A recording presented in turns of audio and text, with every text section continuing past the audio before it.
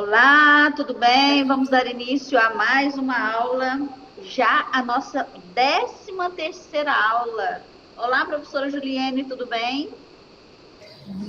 Tudo bem, professora? Então, vamos começar a nossa aula. A professora Juliene está com a gente hoje para lembrar vocês, né, da necessidade da gente responder os fóruns, fazer as atividades e fazer a interlocução com a gente, não é mesmo, professora? Sim, professora. É extremamente importante que os alunos possam dialogar com a sua videoaula, participando nos fóruns e nas atividades. É isso aí. Então vamos começar. Nossa aula é a aula 13. E para acompanhar, eu quero projetar aqui. E, por favor, professora, me avise quando você já visualizar o meu slide, por gentileza. Sim, professora, já está na Na tela. tela. Muito bem. Então, só para lembrar, nosso curso é o curso superior de tecnologia em segurança pública. A disciplina é didática e ensino. Meu nome é Kildes Batista Vicente, sou professora de vocês aqui na didática e ensino. Nossa aula de hoje é a aula 13 e versa sobre as decisões metodológicas. Então, vamos começar. Nosso tema sempre é a didática e os meandros, né, da sua execução. Então, a didática é a arte e ciência de ensinar. Para vocês, bombeiros em formação, ela é a ferramenta que transformará o conhecimento técnico e operacional em um aprendizado eficaz para seus futuros treinamentos, cursos, etc. Escolher a metodologia correta é essencial.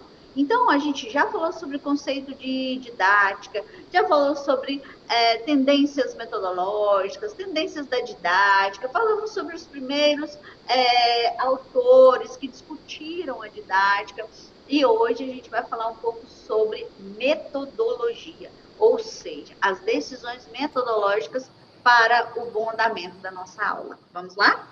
Muito bem. Então, o que são decisões metodológicas? São as escolhas conscientes que um professor faz sobre como o conteúdo será apresentado, as atividades que os alunos realizarão e como a aprendizagem será avaliada. Essas decisões, essas escolhas, definem o como do ensino. Então, essas decisões definem como é que nós estamos conduzindo o nosso ensino, tá bom? Então, e isso quer dizer o quê, professor? Quer dizer que essa é uma parte bastante importante aqui do nosso planejamento de aula. Vamos seguir. E por que são fundamentais para o bombeiro instrutor essas decisões metodológicas? Porque no contexto da segurança pública, o ensino não é apenas teórico, ele impacta vidas. E como impacta, né, minha gente? Boas decisões metodológicas garantem que o conhecimento seja assimilado de forma prática, retido e aplicado em situações reais de emergência, onde cada segundo e cada ação contam. Então, veja o quanto é importante que a forma como se escolhe fazer, né, aquele conhecimento, trabalhar aquele conhecimento, pode, né, impactar vidas. Né? Então, isso é bastante importante para a gente. A aplicação da teoria didática no contexto da segurança pública permite que o instrutor compreenda os porquês das estratégias de ensino. Isso otimiza a transmissão de conhecimento vital, garantindo que o aprendizado técnico e tático seja construído sobre bases sólidas e cientificamente embasadas. Então, vejam só como essa teoria didática está bem próxima, né? Está lado a lado com a sua prática, né? Por causa da relevância teórica e de como transformar esse aprendizado teórico, né, com bases sólidas, cientificamente basadas em estratégias táticas. Vamos lá. E quais são as teorias de aprendizagem e qual é o público-alvo? Olha, primeiro eu preciso observar as questões das experiências prévias, valorização do conhecimento empírico. Quando eu entro numa sala de aula para ministrar um conteúdo, é importante que, como professor, como professora, como instrutor, como instrutora, eu tenha bem clara a ideia de que quem está ali como aluno tem um conhecimento, né? Seja científico, seja empírico. Essa pessoa já traz ali, como a gente dizia antigamente, já traz uma bagagem, né? Então, eu preciso valorizar o conhecimento empírico. A relevância imediata, a necessidade de aplicação prática do que é aprendido. Então, veja só como é importante, né, que dessa questão teórica eu já possa pensar na aplicação prática. Orientação para problemas, foco na resolução de desafios reais e com a motivação intrínseca, impulsionada pelo desejo de aprimoramento profissional. Então, eu preciso pensar nessa questão, né, nessa ligação entre as teorias da aprendizagem e o meu público. Quando eu penso nisso, eu faço as adequações, eu tenho sucesso na minha aula. Guardem isso. Vamos seguir. Muito bem. Objetivos de aprendizagem. A taxonomia de Bloom. Essa taxonomia de Bloom é antiga, né? Mas é algo que é muito bem utilizada até hoje de forma bem adaptada, né? Teoricamente, a formulação de objetivos segue hierarquias. A taxonomia de Bloom é um referencial essencial, porque ele classifica os objetivos em domínios cognitivo, afetivo e psicomotor. Então, se você tem dúvida e queira conhecer um pouco mais sobre objetivos de aprendizagem, procure aí e veja como a taxonomia de Bloom, em um quadro bem explicativo, pode auxiliar você no planejamento das suas aulas, das suas intervenções. E para os bombeiros, para vocês, a ênfase recai na aplicação, análise e síntese no domínio cognitivo e na habilitação no psicomotor. Então, esses domínios devem estar bem entendidos por vocês como profissionais da segurança pública. Certo? Vamos lá. Depois, conteúdo programático, da epistemologia à praxis. A seleção do conteúdo não é arbitrária. Nós falamos numa aula passada que não é por acaso que a gente tem aquele conteúdo para aquela disciplina ou para aquele curso. Não é arbitrária, né? Teoricamente, ela envolve a epistemologia do conhecimento, como ele é construído, né? Como é que esse conhecimento é construído. Também envolve a adequação curricular, né? A relevância para a formação e a praxis, a relação entre teoria e prática. Para bombeiros, o conteúdo deve ser operacionalmente validado e atualizado, assim como todas as profissões. A sua profissão é uma que precisa, né, ser o tempo todo atualizados os seus conteúdos, certo? Também nós podemos lançar mão das metodologias ativas, que estão ligadas aos fundamentos construtivistas. As metodologias ativas, como estudos de casos, simulações, problemas baseados em jogos baseados em problema, o PBL, são teoricamente ancoradas no construtivismo. Essa abordagem prega que o conhecimento é construído ativamente pelo aprendiz, não apenas recebido passivamente. A interação e a experimentação são chaves. Então, nas metodologias ativas, né, a aprendizagem baseada em problemas, as simulações, os estudos de caso, tudo isso faz com que o aluno, né, quem está em sala de aula, construa o conhecimento e traga para a sala de aula, né? E não fique ali ouvindo ou esperando que o professor traga, mas por isso o nome é metodologias ativas. Entendido? Vocês fazem muito isso, não é? Pois é, eu sei. A aula expositiva é uma outra abordagem, né? Que são os desafios da abordagem tradicional. Embora comum, a aula expositiva é, teoricamente, a mais desafiadora em termos de engajamento ativo. Principalmente hoje em dia, né, gente? Que a gente está ensinando alguma coisa em sala de aula e as pessoas estão ali, ó, teclando, né?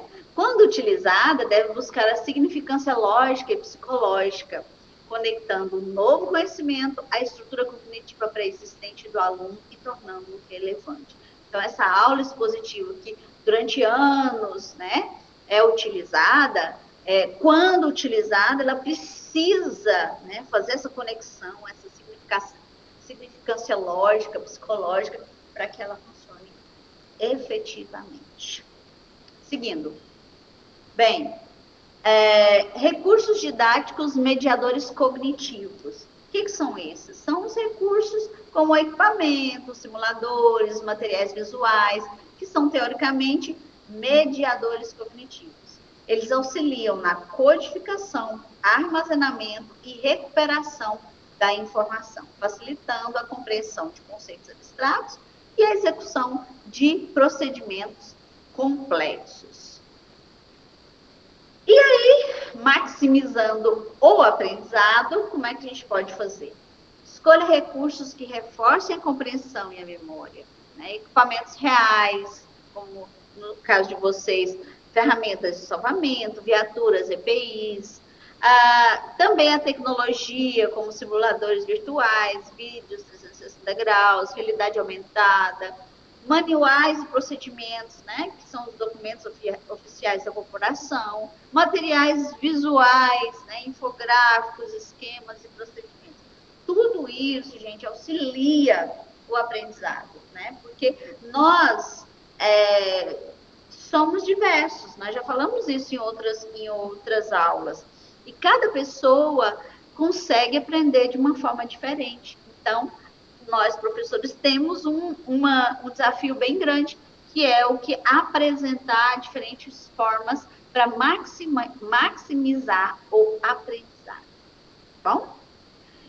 Mas não adianta fazer nada disso se a gente não tiver a avaliação da aprendizagem, né? Além da mensuração, além de medir. Teoricamente, a avaliação transcende a mera atribuição de notas, né? Ela é um processo diagnóstico, formativo e somativo. Para os bombeiros, a avaliação formativa, o feedback contínuo e a avaliação de desempenho, que são as competências práticas, são cruciais para o desenvolvimento profissional contínuo.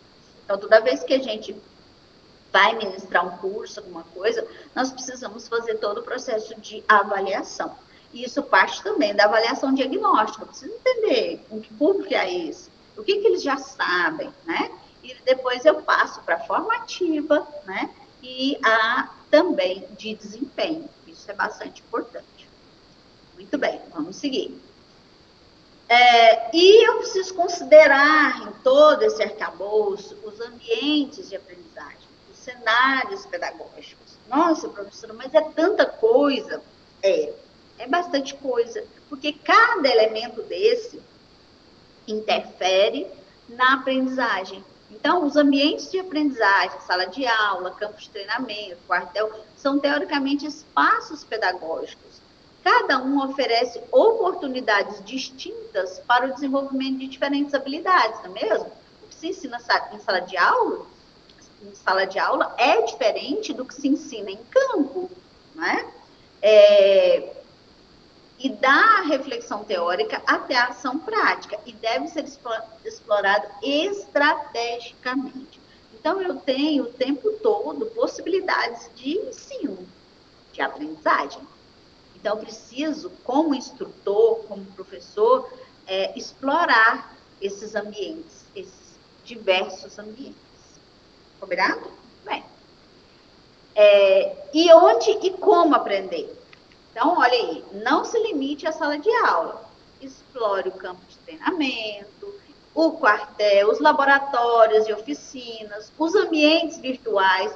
Todos esses, gente, são espaços de aprendizagem. Tomar um pouco d'água, né? Bom. Muito bem. E a flexibilidade e adaptação? Bem, a didática é um processo dinâmico. Nós já falamos isso em outros momentos. É um campo em constante evolução. Teoricamente, o instrutor deve ser flexível e capaz de adaptar suas metodologias a novas demandas, tecnologias e a dinâmica do corpo docente. Isso reflete a natureza dialética do processo de ensino-aprendizagem. Gente, um ponto bastante importante para a gente quando se coloca no lugar de professor, instrutor, orientador. Nós precisamos ter essa capacidade de adaptar metodologias. Às vezes, não está funcionando a metodologia que eu escolhi.